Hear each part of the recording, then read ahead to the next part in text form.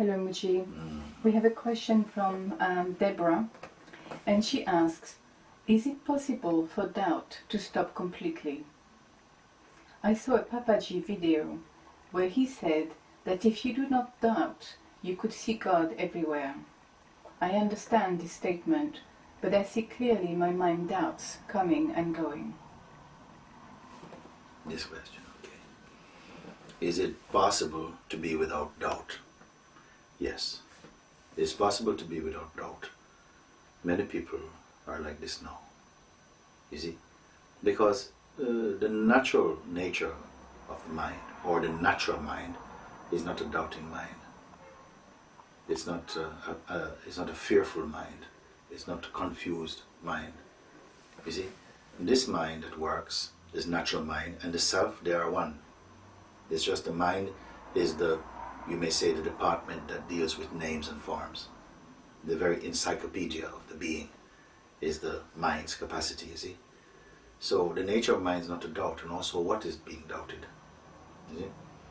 So, but out of habit, and before habit even come, wrong identification of the self with the not self, the false self, which is merely a construct of mind, that I am the body, the belief of the consciousness that it is the body, creates or gives rise to the sense of the ego or personality, separate being, you see.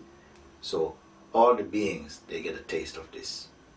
Just by being present in manifestation, the consciousness is identifying with the various instruments through which it is experiencing through, you see.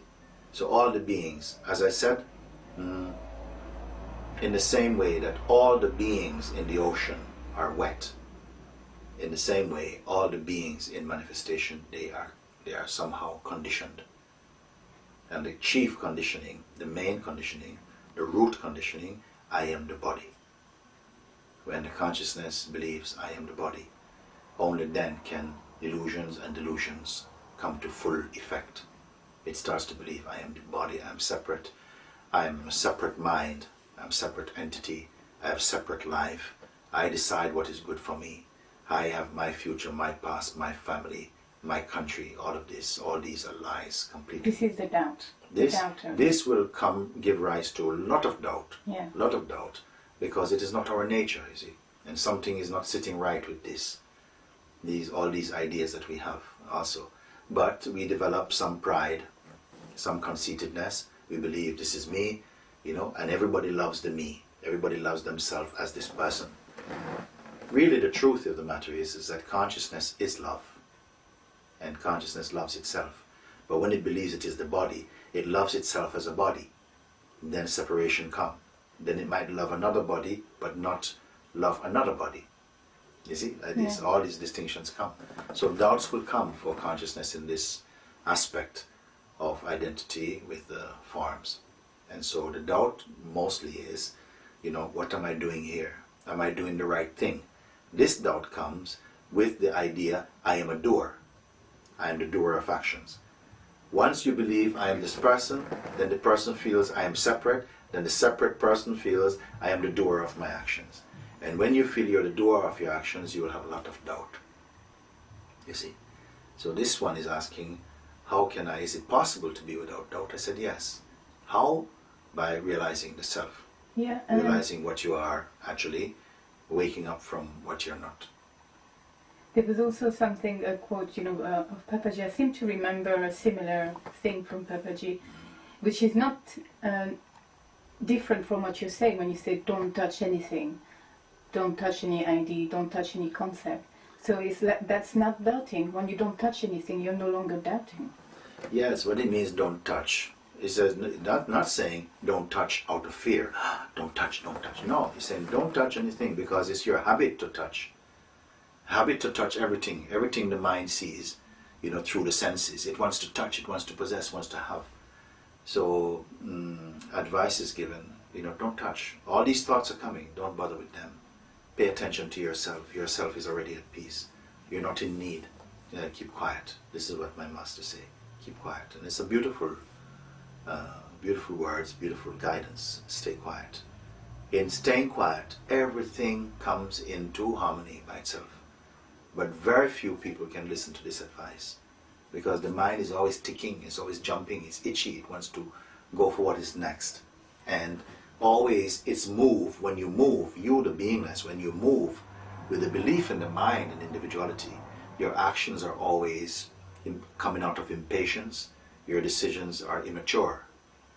And so there's not harmony. You lose your harmony, you see. So this person now, Deborah, she is also asking if, she mentioned in one of PapaJI's videos, she says that if you don't doubt, then you will see God in everyone, in everything you'll see it. Yeah. And I am continuing also with my master's words in this respect to say it is true. You don't have any doubt that what you see, that if you see everything is God, you don't see as me. Don't look as me. You see? Don't look as me. There's no place really for me, for the me. It is God itself is looking. God itself is looking. Without judgment, God itself is looking. And when God is looking, God sees only God. God sees only God. So first, you must remove the one who is in front of God, which is the conditioned me, I want, I think. These are thoughts that God has believed in when He manifests as a human being. He, she manifests as human being, then got conditioned, and the conditioning brought in some hypnosis, and God became hypnotized. It's His play. It's God's play. So because it's a play, it means that God is not really hypnotized. He's just playing, He's hypnotized. Playing forgetfulness and playing remembering also. That's God's game. We are God in a visible form.